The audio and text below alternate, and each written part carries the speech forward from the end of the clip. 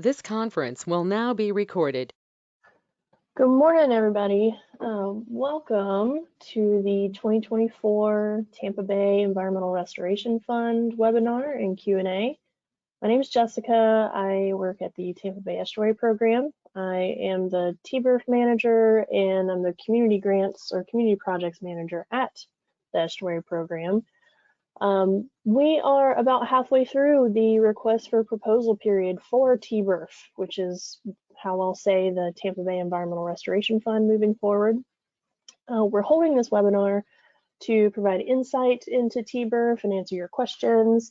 Today you should come away with an understanding of who is eligible for TBERF funding, what types of projects are likely to be funded, and how to submit a strong application. I think somebody is not on mute. You could, I think I got you there. Gotcha, okay. If everybody will stay on mute until the question section of the webinar, that would be great. You can put your questions in the chat and we'll get to them at the end, or you can wait till the end and unmute yourself at that time. I'll be providing the majority of the information today. Elsa Schwartz, who is a co-manager of TBERF, isn't able to be here today, but you're also welcome to reach out to her too if you have questions. Maya Burke from the Estuary Program is also on hand to assist today as needed. So we'll go ahead and get started.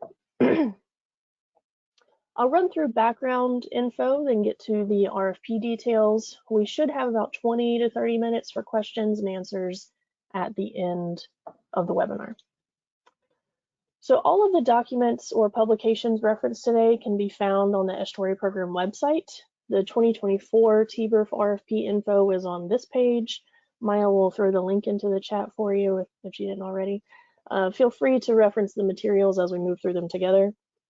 First, for some background, TBERF is a public-private partnership. It's co-managed by us at the Tampa Bay Estuary Program, and Elsa is the manager at Restore America's Estuaries. It's a deliverable-based, fixed-cost, reimbursement-style grant. So funds are pulled from federal, state, regional, and local governments, private sector companies, individual donations, and environmental fines and penalties to provide funding for TBERF.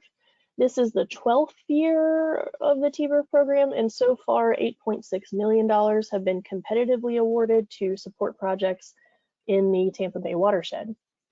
About $800,000 will be made available to support 2024 TBERF projects. So about $800,000 is available this year. We made changes to the proposal submission process last year. So if you've applied for TBERF before, but you didn't apply last year, you'll notice that the process is a little different from years past. If you did apply last year, some of these updates, if not all of them, should be familiar.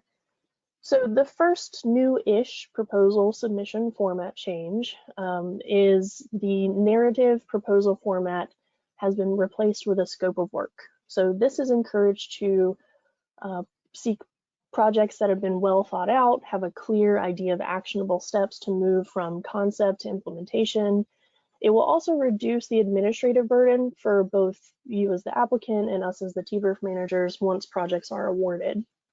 Secondly, the budget worksheet is restructured to provide better guidance on how to allocate funds across the different project phases and improve accuracy and consistency for requested amounts.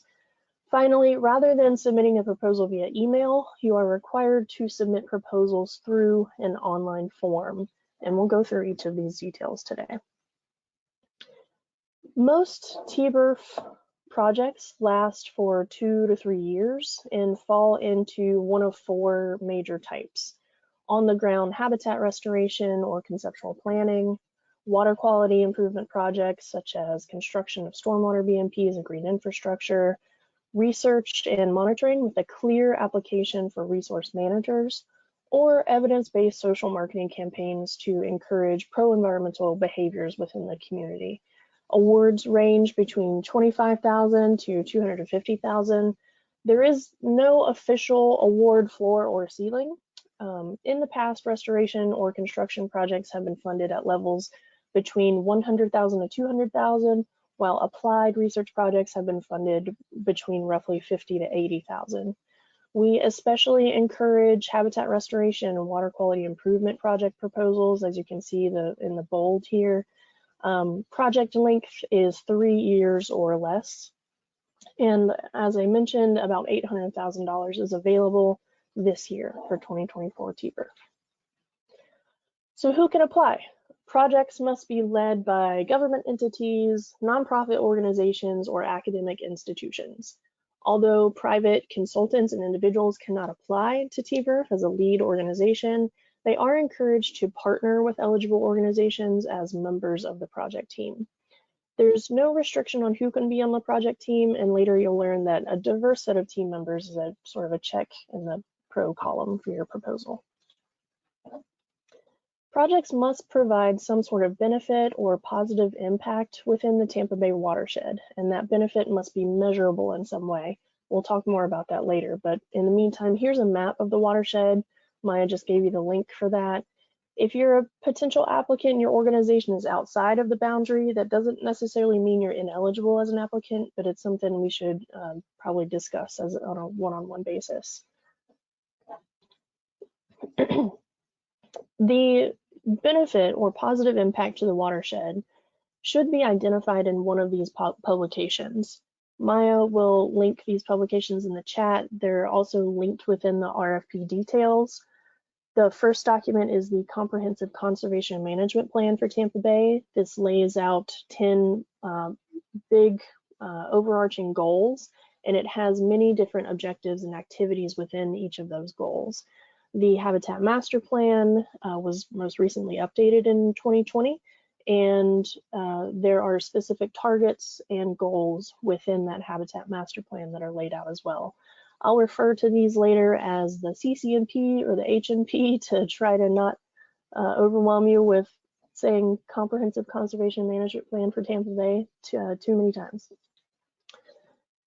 We use TBERF to strategically advance various actions for prioritizing them for project solicitation.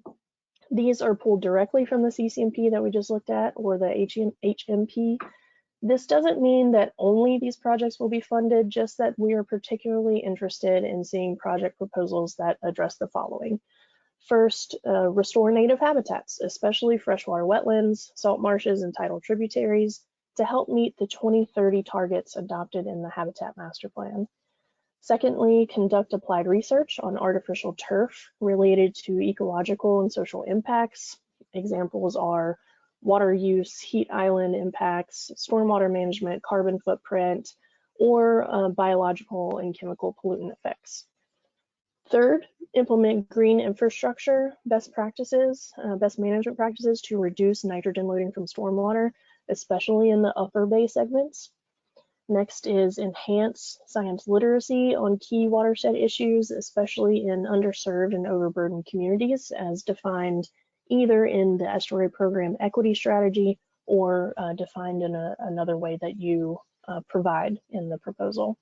Lastly is encourage septic to sewer conversion by educating homeowners and reducing barriers to conversion, especially in underserved and overburdened communities again.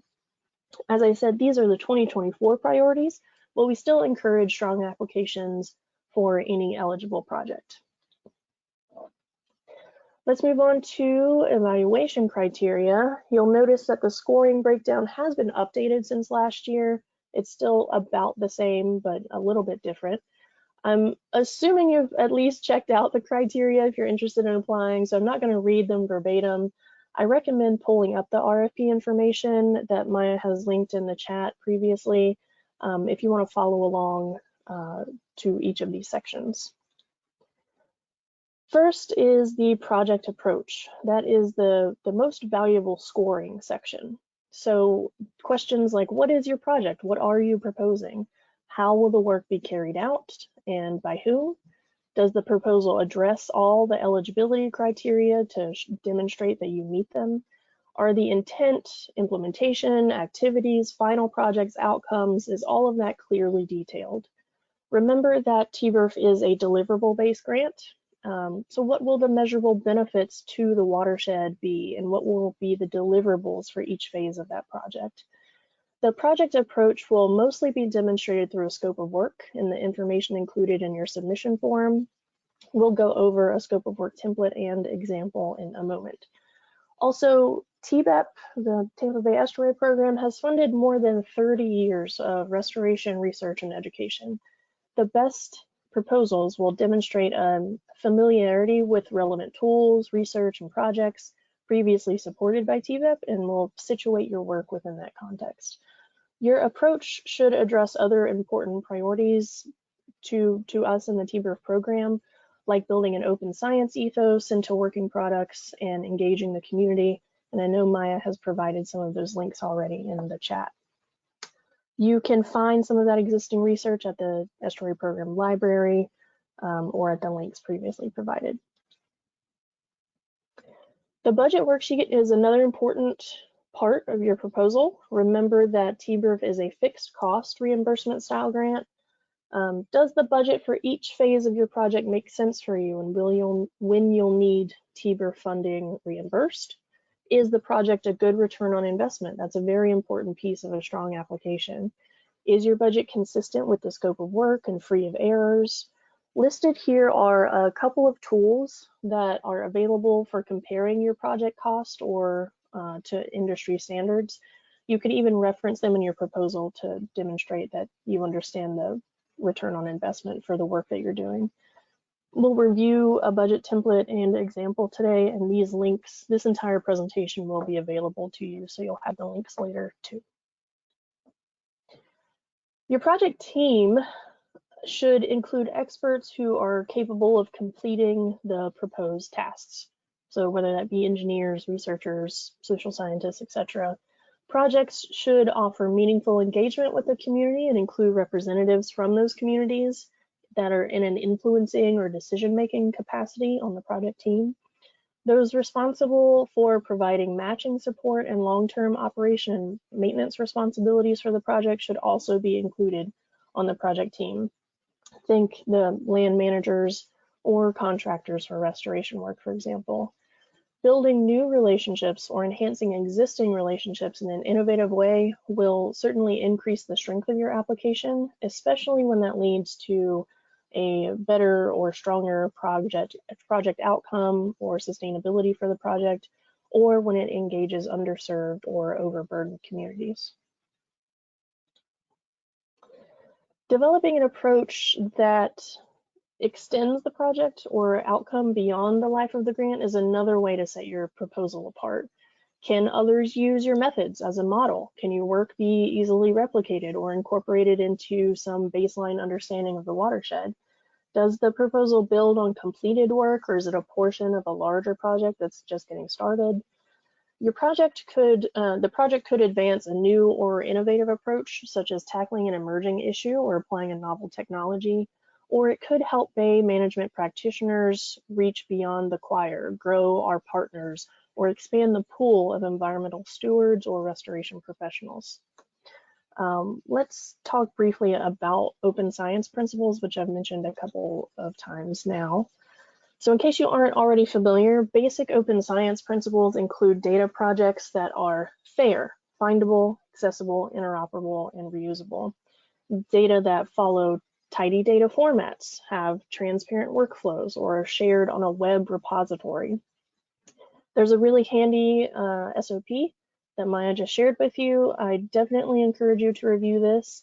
Some of this language will be included in the contract and is required by TBERF, so it's best to plan for how you'll adhere to open science principles from the outset, rather than trying to make your work fit into the standard after the fact. Even if you're not applying for TBERF, this SOP is really helpful for general data management in an open science fashion. This is the anticipated timeline for 2024 TBERF evaluation and project implementation.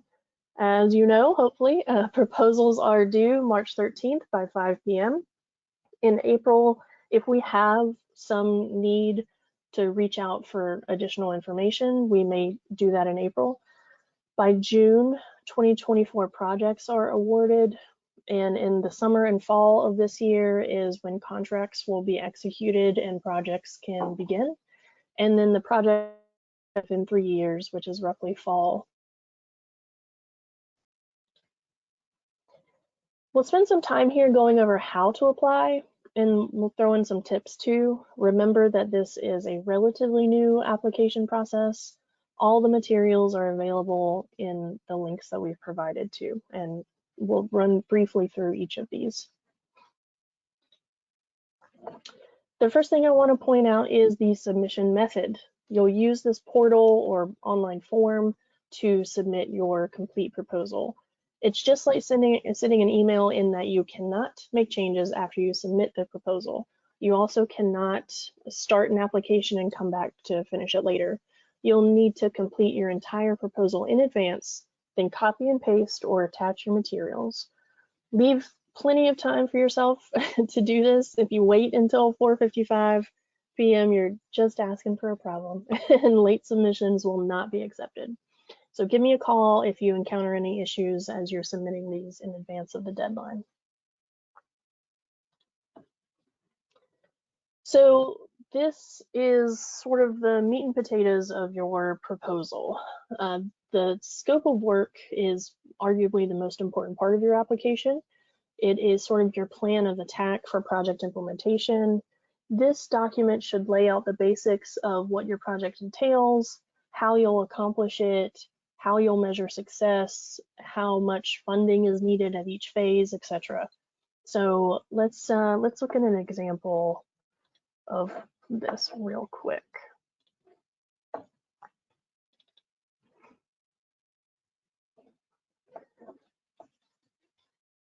Let me know if I need to make this larger. Hopefully y'all can see that okay, but shout out if you can't. This is an example of a scope of work. So your project will have a brief summary. I didn't add one here, but it should be roughly 500 words or less. It's basically a beefed up version of your abstract. You'll go over a synopsis of the goals, the implementation, the outcomes for the project. Then your plan will be laid out in phases. You can see many phases here. Let me get my thing here. So phase 1 in this instance is design and permitting. So think about what is the flow of your project over the 3-year maximum timeline. For a restoration project, the first phase may be data collection, planning, permitting, or community outreach. The second phase may be construction or implementation. In this example, it is implementation of restoration. The third phase may be monitoring and assessment. In this example, that is the case for this restoration project. The scope can have between 1 and 6 phases over the course of the 3-year maximum project time frame. What would be the quantifiable benefit to the environment, resource, or community for each of these phases? You will be required to have a measurable benefit for each phase. These benefits should link to the issues outlined in the CCNP or the HMP that I mentioned earlier. Each phase should include a timeline. It should include your TBERF budget and your match budget for that phase. Your measurable benefits, in this case, there are 3 in this example, and also deliverables. Examples are here, and we'll go over examples of measurable benefits versus deliverables in just a moment. Then you've got your description. Here you're going to add any details that are helpful or necessary for the reviewer to understand what you're accomplishing in this phase. TBERF is a fixed cost, deliverable-based grant, reimbursement type of award, meaning that payments occur when deliverables are provided by you and approved by your TBERF manager. In most cases, it will be me or Elsa from Ray. Payments will be identical to the TBERF budget that you've outlined. So in the case of this example, phase 2, the TBERF budget is $59,500. That's the exact amount that the reimbursement would be for once the deliverables are approved. So think about when you'll need to be reimbursed and how that might affect the structure of your phases and your scope of work. Also, I just find it helpful to sort of summarize the budget and timeline at the end of the scope of work. It's not necessary, but I think it's helpful. So let's go back to our presentation here. So there are several examples laid out in the RFP information document that describe measurable benefits versus deliverables. Each project phase in the scope of work should identify specific benefits to the watershed. They will have quantitative performance metrics that will be tracked and measured to evaluate the success of your project, whereas deliverables are the tangible items that must be provided to demonstrate that you've met that measurable benefit. This first example, the benefit is 200 acres of forested wetland habitat restored. That is a benefit to the watershed. It is measurable by 200 acres. The deliverables for this might look like permits for restoration, as-built plans after the restoration has occurred, before and after photos, or some sort of assessment report.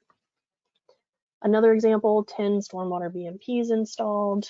Deliverables could be as-built plans, photos, statement of an engineering statement of nutrient load reduction, for example. A benefit could be public workshops held. You measure them by how many there are, and deliverables could be sign-in sheets, presentations, some aggregation of feedback in a report or agendas from the public workshops. And the last example is some sort of open science tool that's usable by the public or Bay managers. And a deliverable could be the source code, the DOI link, or a marketing and outreach plan, because we know that tools are only as successful as they're being used. So you would want to have some way of recruiting people to use the tool as well. So the budget is another key piece of your proposal. Definitely read the budget worksheet instructions before you get started, and then go ahead and complete your budget worksheet. Let's look at a couple of examples here. I think I'm gonna open the template example first.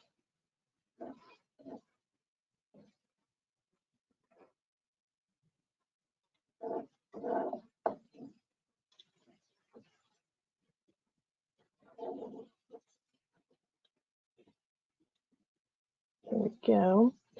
So this is your budget worksheet template. You will organize the budget by phase with the activities below it. So you've got phase 1, 2, 3, with different activities that fall under that phase. Most activities will be contractual, not construction, so that's something to be aware of there. Be as descriptive as necessary for the reviewers to understand the costs associated with each activity here in the activity columns here, or cells. And for all matching funds, make sure that you have a match type associated with it. Let's look at a good budget example so you can see what we're talking about. So when this finally opens, you'll see that it is laid out by phase. The activities are under each phase. Here we go. So we've got phase 1, design and permitting. The activities are under here.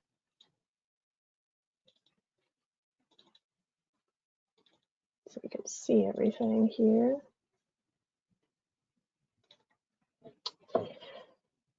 So laid out by phase, activities under each phase, the phase totals are summing up correctly. So this total, the first phase is $52,500.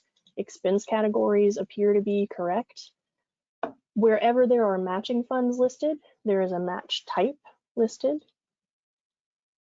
Overhead expenses don't exceed 10% of the total budget. You can add them up here to make sure that's the case. And the TBERF match budgets align with what's described in the scope of work.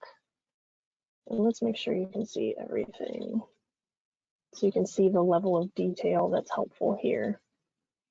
And again, this example is provided in the RFP documents. So this is a good example. We'll look at example that's not so good. So we've got some of the red text here. I highlighted some of the issues. You've got supplies and materials here as the expense code for the final report. That doesn't seem to be appropriate. We've got volunteer plant installation that costs $5,000. You can see that the native plants are already being paid for up here. So what is this $5,000 for? It's really unclear because there's not enough description there.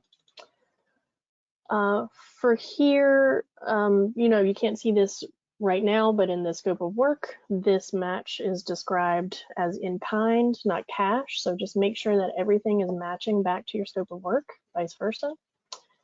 Here it just says permits. That's not really enough detail to understand what all these funds are being used for. And then lastly, this total is not summing up correctly. So you can see that the math just is not mathing. Not lastly, but there's a couple other issues here with the dates. These are beyond the 3-year time frame, or they don't match what's laid out in the scope of work. So just make sure that everything is matching between your budget and your scope of work. You will need to save, once you're finished with your budget worksheet, make sure that you save it as a PDF. You're going to need to combine your worksheet with the rest of the materials, which we'll go over in a moment.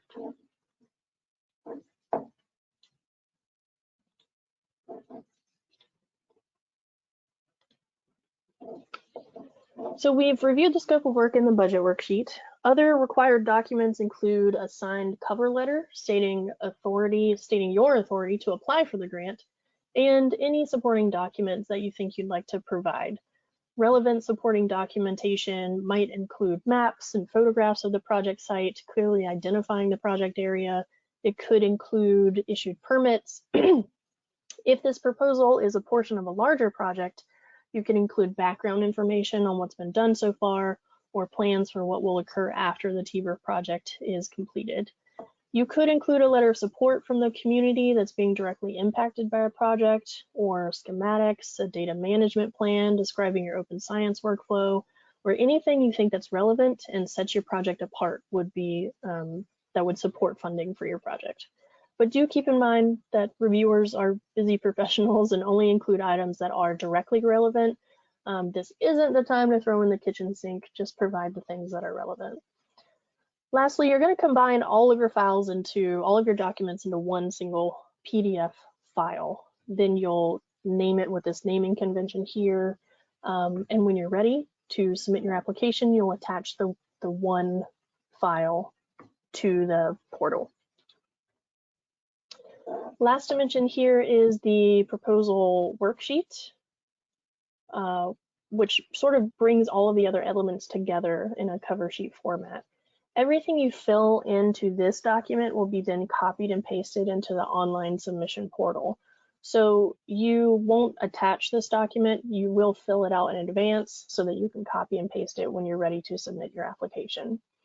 This is where you'll provide summary level information about your project, the short descriptive title, lead organization, project manager, identify all the project partners on the team, specify the total of TBERF funding you're requesting, the match and what type of match and where it's coming from.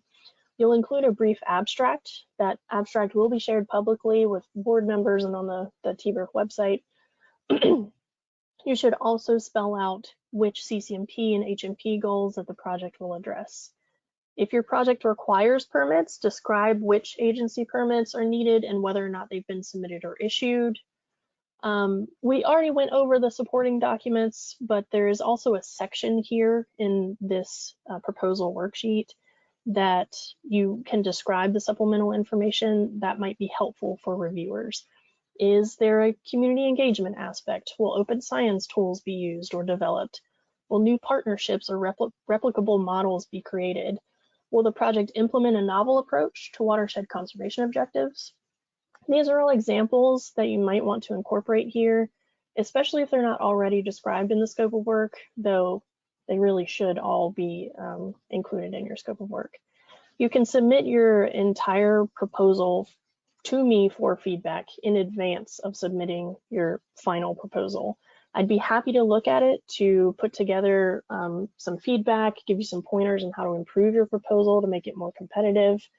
So if you submit your proposal to me early in the next couple of weeks as a draft, I will be happy to help you and give you feedback. I don't actually make the award decision, so it's not a conflict of interest for me to help applicants. So if you're interested in doing that, please get your proposal to me as soon as possible. The closer we get to the submission deadline, the less time I'm going to have to help with that. So this is a repeat, but it bears repeating. Can submit your complete proposal as a single PDF using the correct naming convention by 5 p.m. on March 13th using this portal that's on the website.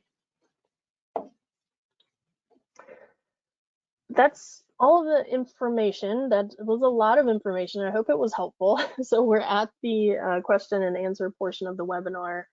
Generic RFP questions are due to be submitted by February 16th on our website. You've got time to do that after your questions aren't answered today. Those questions will be collated and published on the TBEP website by February 21st. So you can check back there to see what other people were asking and see if you might have had the same question.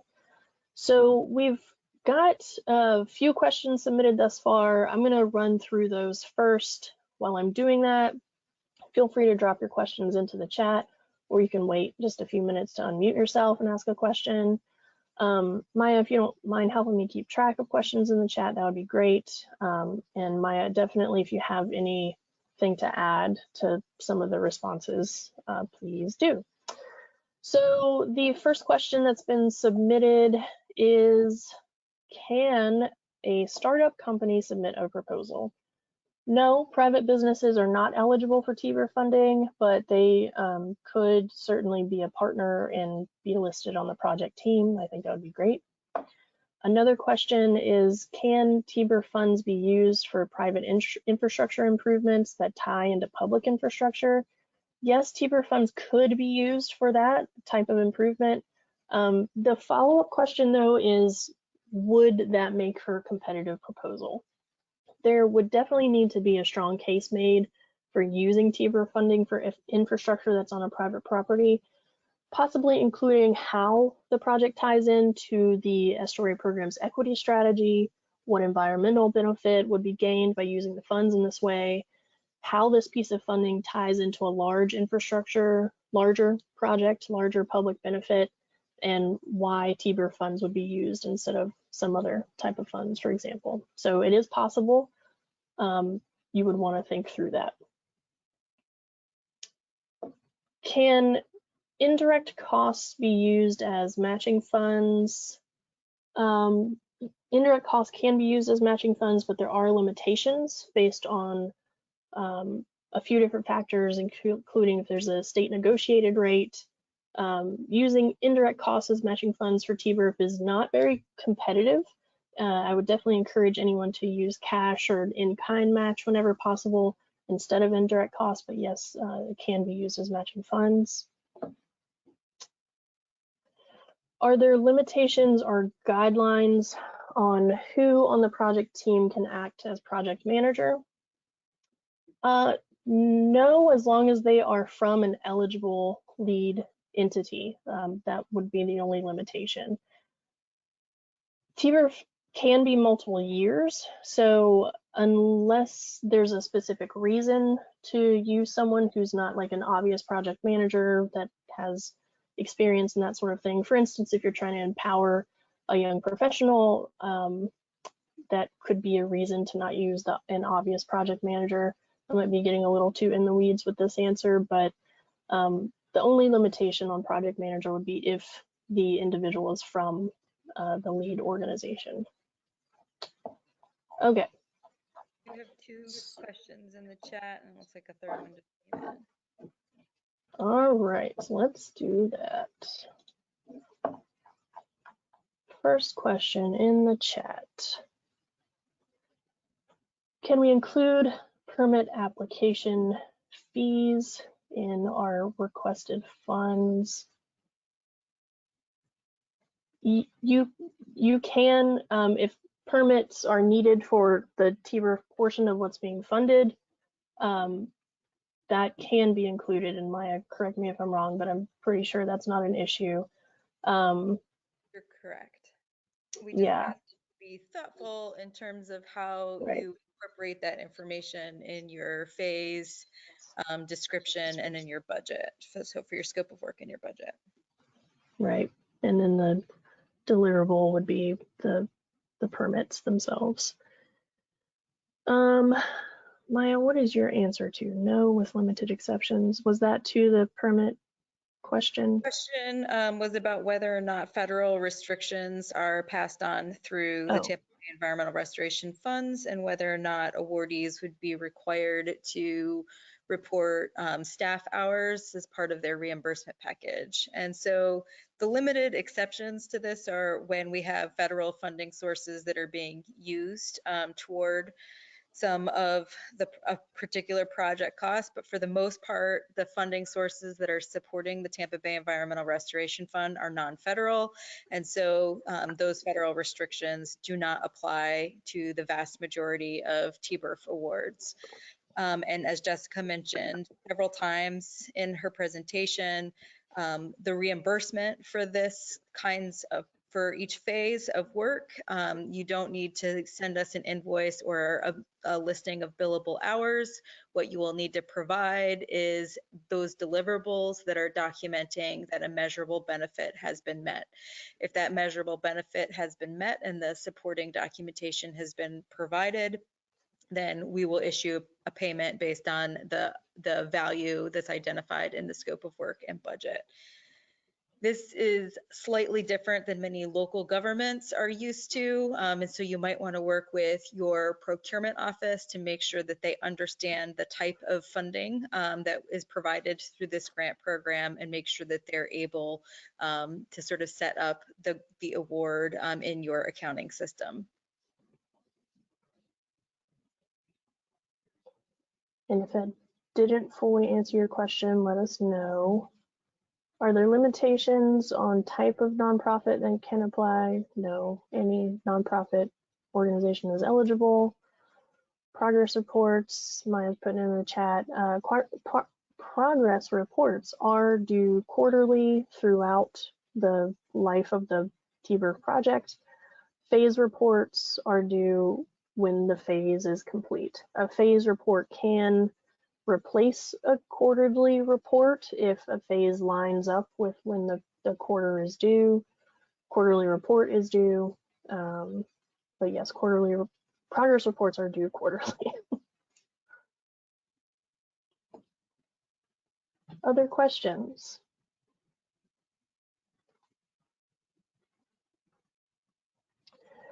Financial reporting, you are required to show that match has been expended before the final TBERF payment will be issued.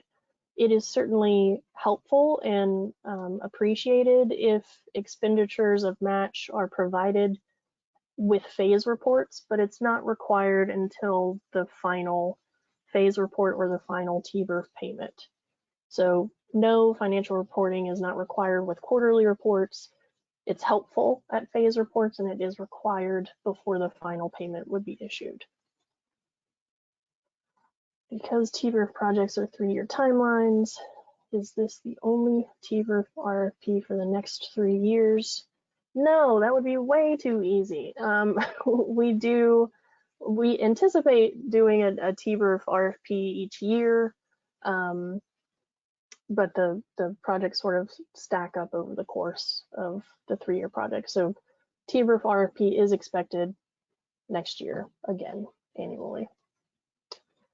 Are project concepts still acceptable these few weeks? Sure. Yeah, you can submit a project concept anytime you want. If you are submitting a project concept with the intention of applying to or submitting a proposal to the RFP by March 13th, definitely point that out, because if you are wanting feedback quickly enough to turn around a complete application, you'll want to let me know so that I can sort of prioritize reviewing your concept. But you can submit a project concept at any point, even if you're not planning to submit a proposal by March 13th and you're just thinking about it for next year or for some other grant program, you're welcome to submit it anytime.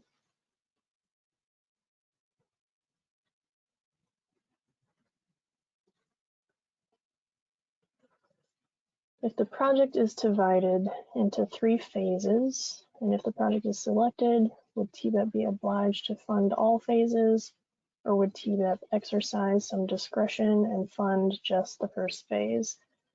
So the review team would certainly look at the project phases. They would provide input on I think the best way to answer that is to say, not obliged necessarily, but we certainly can use discretion when it comes to proposals that are submitted in the final contract that's issued. That would be a negotiation. We have done portions of projects that were proposed instead of the entire project in the past, but that is really on a case-by-case basis. Yeah, TBERF has issued partial awards in the past, correct? Yeah.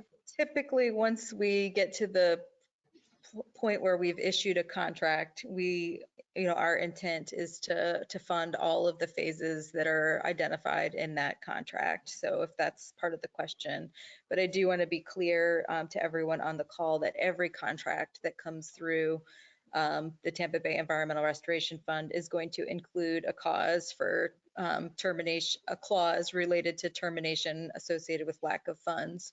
So if for some reason we are not able to pay, it's possible that we would have to cancel a project.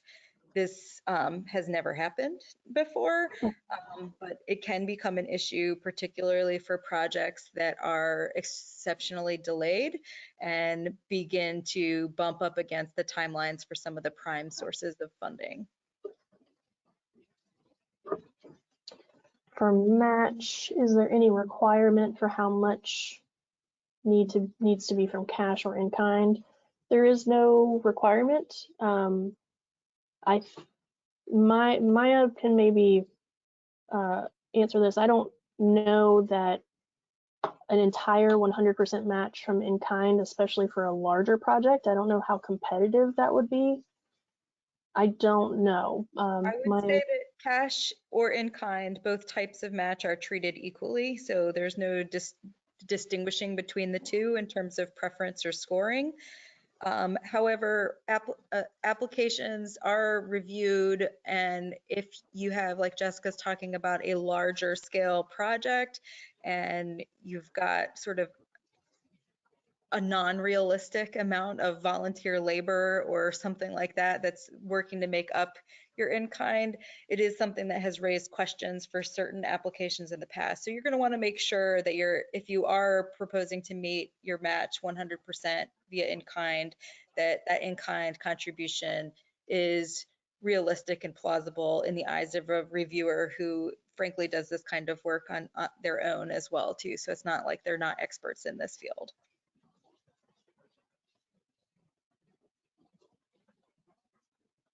Other questions?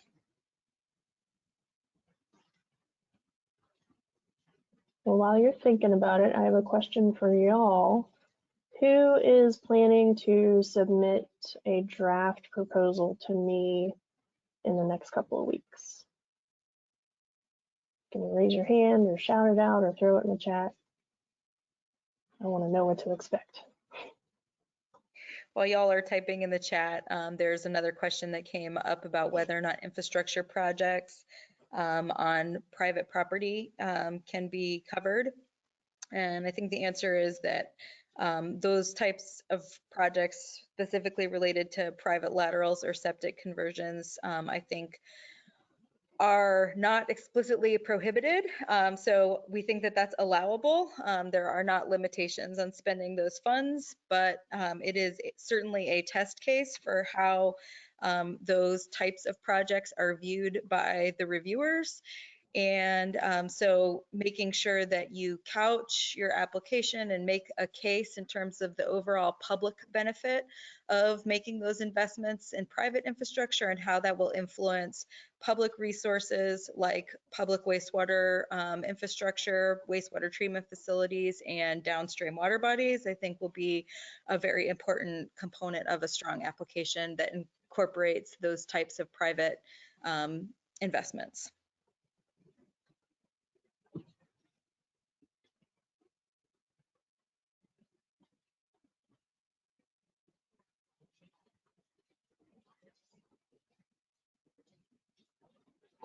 Maggie, I see your comment there about not sure if the project is a good fit. You're welcome to email me or call me just to like run the general concept by me, or set up, you know, a 15-30 minute call, whatever you need, so we could talk about that. I don't, you know, want you to spend a ton of time putting a full proposal together if you're not going to be relevant for TBERF, so feel free to give me a call. Thank you, Maya. Got a few people saying they're going to submit a draft proposal. That's great. Other questions, y'all?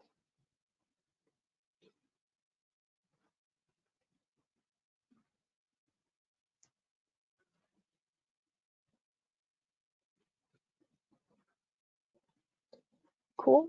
Well, I will go ahead and wrap this up a little early, give you 10 minutes back to your day.